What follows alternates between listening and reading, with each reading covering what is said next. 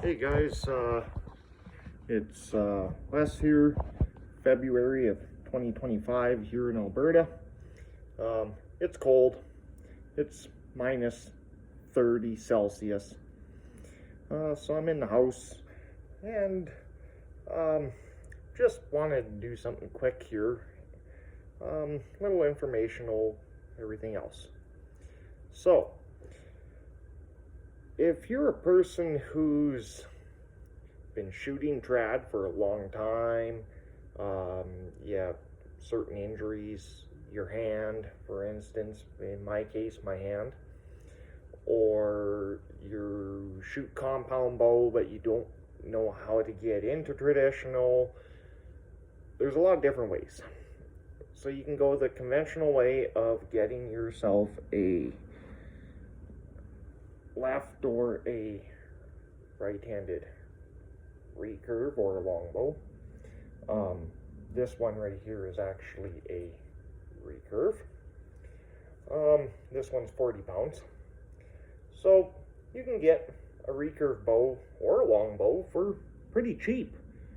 You can get them for anywhere between $150 to all the way up for a custom made one. You can get into the thousands.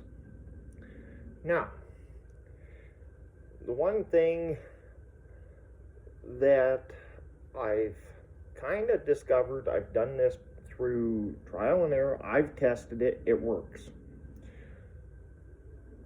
And people can tell me different, I will still hold on the same way and I'm still going to shoot the same way. But I've quit using these three fingers right here. I quit using the glove. I just don't use them. Bear with me a second.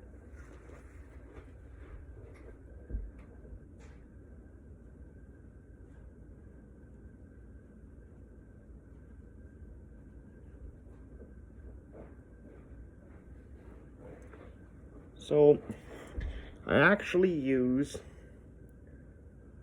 a thumb ring right here. This is one that I built myself out of a piece of PVC pipe. Yes, it's rough. Yes, it's crude, but it works, and I love it. I love this one because it's molded to my thumb. It fits. There's no issues. I don't have to size. And they're cheap and easy to make. Like, you can make 40 of these for about $10 here in Alberta. You know, PVC pipe is a dime a dozen. Now, however, as you've seen before, and as I will show you now, my bow is actually a right-handed bow.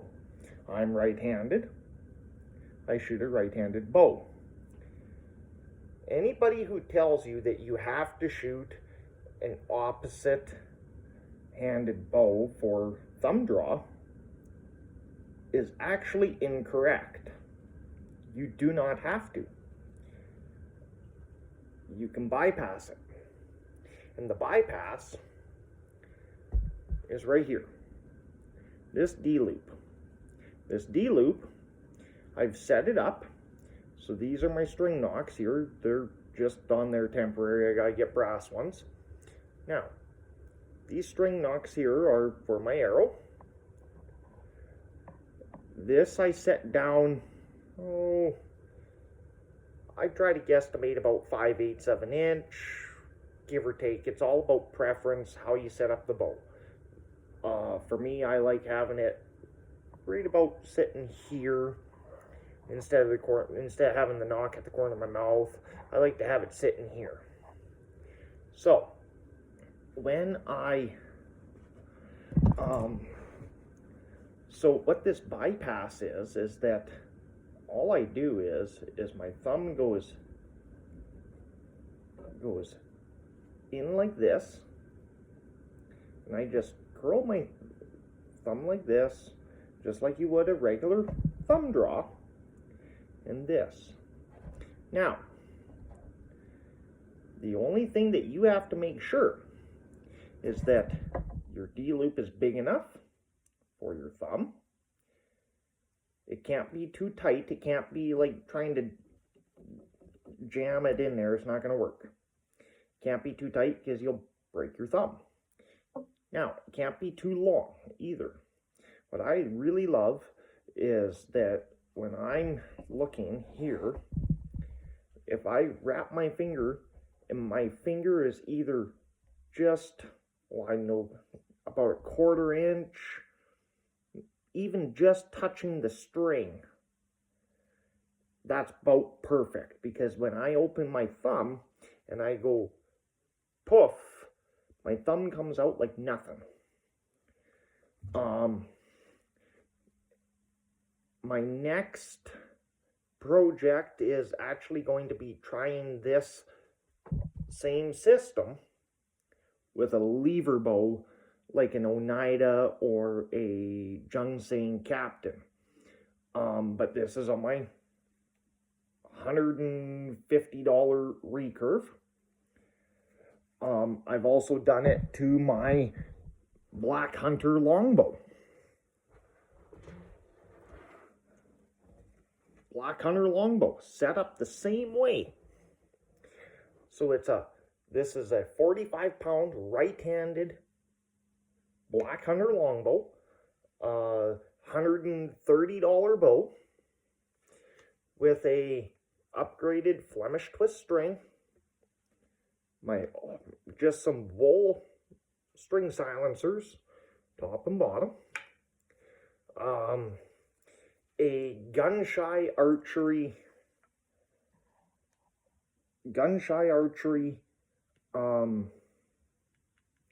quiver. This is their basic 4. For the guys here in Alberta and for Canada, he does them for you in Canadian. The basic one's about $160 and it's shipped to your door. Or wherever you get your mail. States, you'll have to talk to him. If you look up Gun-Shy Archery, he'll tell you, he'll get you set up.